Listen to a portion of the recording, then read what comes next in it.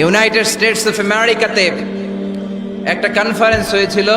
ওই কনফারেন্সটা হচ্ছে পৃথিবীর যত ধর্মগ্রন্থ আছে সবগুলো ধর্মগ্রন্থের 10 মিনিটের আবৃত্তি শোনানো হবে। কয় মিনিট? চিল্লায় বলেন।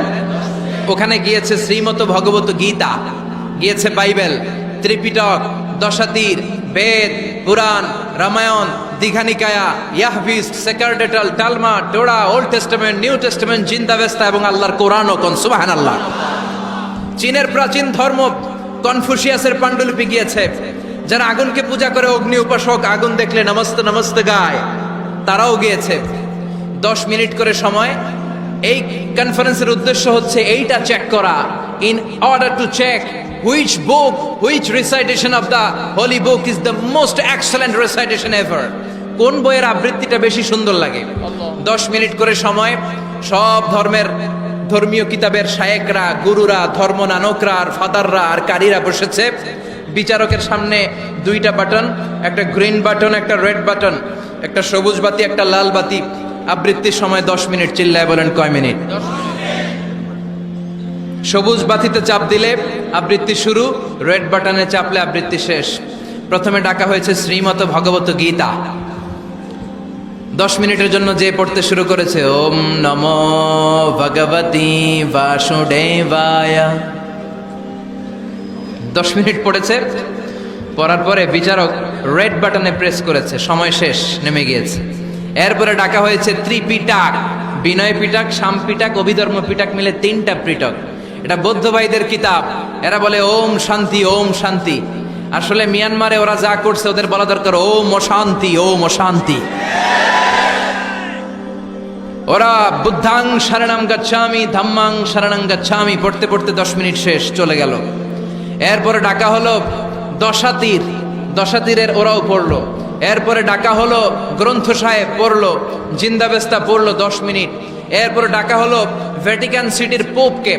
গত মাসে পোপ আসছিল না? এই পোপের আগের পোপ, তাকে ডাকা হলো to recite the Holi Bible for 10 minutes. 10 মিনিটের জন্য বাইবেল পড়তে আসেন। উনি এসে ওনাদের বাইবেল পড়ে গেল 10 মিনিটের জন্য। ওনার বাড়ি হচ্ছে ভ্যাটিকান সিটিতে, ইটালির রোমের মাঝখানে স্বায়ত্তশাসিত একটা আলাদা দেশ আছে।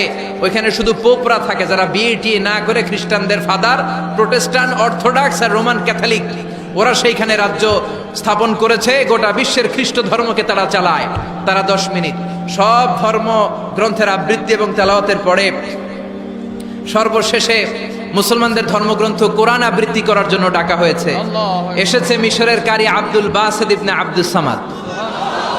যারা ওনার তেলাওয়াত শুনেছেন দেখবেন উনি তেলাওয়াত করে আবার সময় নেয়, আধা মিনিট শ্বাস নেয়, আবার লম্বা দম নিয়ে তাল লয় নিয়ে টান দেয়, আবার পিছন থেকে টান দেয়। তাকে ডাকা হলো now the representative of Muslim community Abdul Basit ibne Abdus Samad will now recite the holy book Quran for 10 minutes. মিশর থেকে আসা মুসলিম জাতির প্রতিনিধি তাদের ধর্মগ্রন্থ কোরআন নিয়ে এবার 10 মিনিট তেলাওয়াত করবে। কয় মিনিট? উনি দাড়ি রাখেন না, ক্লিন শেভ, পাতলা একটা চাদর আর জুব্বা পরে চলে এসেছে মাইকের সামনে। এসে আউযু বিল্লাহি মিনাশ শাইতানির রাজিম বলে টান দিয়েছে। সময় কয় মিনিট? উনি সূরা ফাতিহা পড়তে সময় নিয়ে নিয়েছে 13 মিনিট।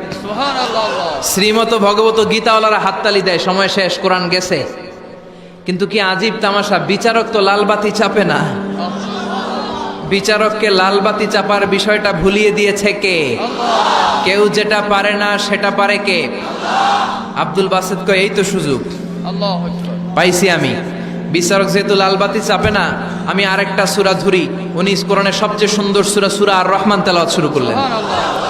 উনি উনার গলায় আল্লাহ যত সুর দিয়েছিলেন সব সুর, দরদ, আদর ঢেলে দিয়ে সুরের ঝংকার তুলে পুরো কনফারেন্সকে মাতিয়ে দিলেন।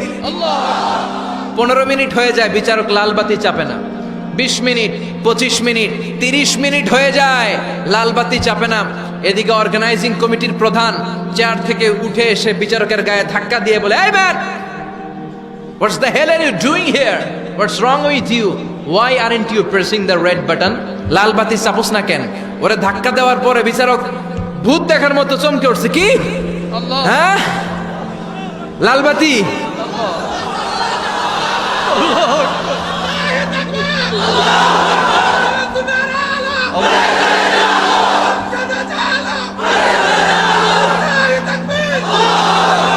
অর্গানাইজিং কমিটির চেয়ারম্যান যখন ধাক্কা দিছে, why aren't you pressing the red button, তুমি লাল বাতি চাপো না কেন?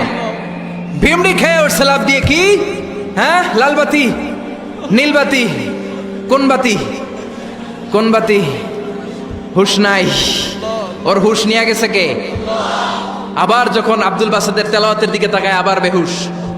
না পেরে বিচারক দাঁড়িয়ে বলে, O Abdul Basit ibne Abdul Samad, come from Egypt, there is no time limits for you, recite as much as you wish. ও আব্দুল বাসেদ, আজকের এই প্রতিযোগিতায় তোর জন্য তেলাওয়াতের কোনো সময় নাই, তোর যত মনে চায় তুই পড়ে যা।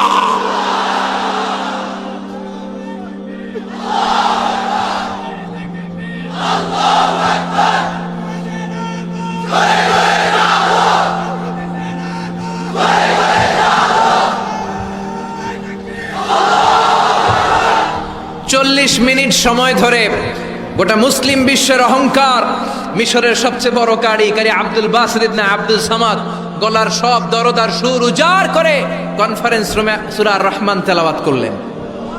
কনফারেন্স শেষ হলো, ওই বিচারকের বিরুদ্ধে মামলা হলো তিনটা। কয়টা? যেহেতু আন্তর্জাতিক কম্পিটিশন, আন্তর্জাতিক আদালতে মামলা, সুইজারল্যান্ডের দি হেগে মামলা। হ্যান্ডকাফ পরিয়ে বিচারককে নেওয়া হয়েছে। মাননীয় আদালত বলে, why made you partiality between the books? You have given to Bible 10 minutes. You have given to Srimata Bhagavata Gita 10 minutes. You have given to Tripitaka 10 minutes. Why have you given extra 30 minutes for Quran?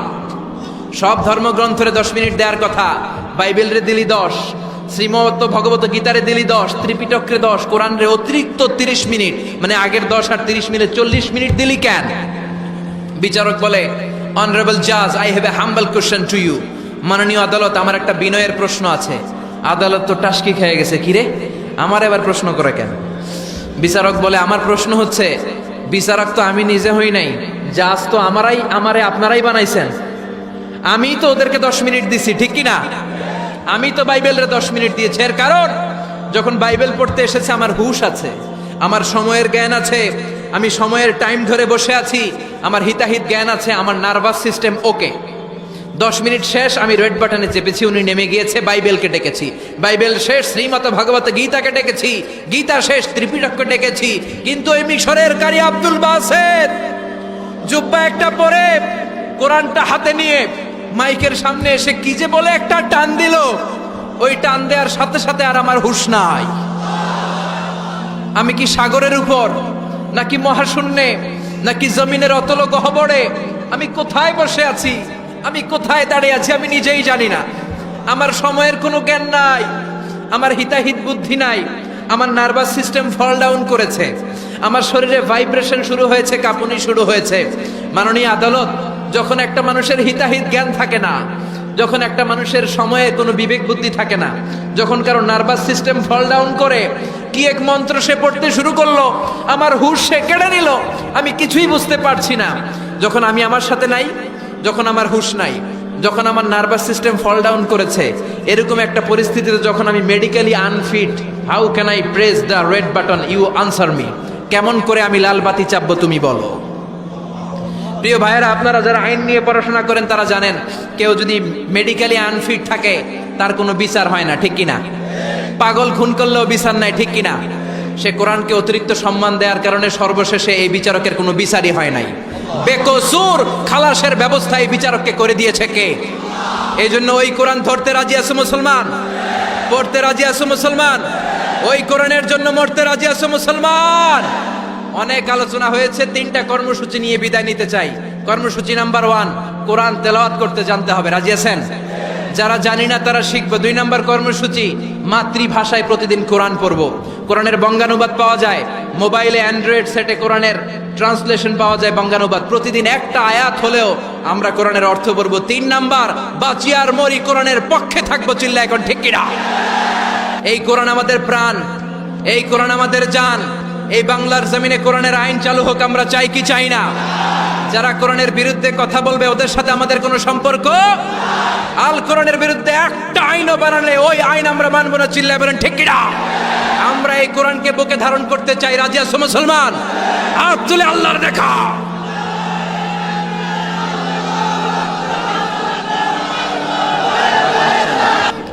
আল্লাহ আমাদের সবাইকে কথাগুলো বুঝার ও আমল করার তৌফিক দান করুক। আমরা পড়ি আমিন। ওয়া আখিরু দাওয়ানা আলহামদুলিল্লাহি রাব্বিল আলামিন।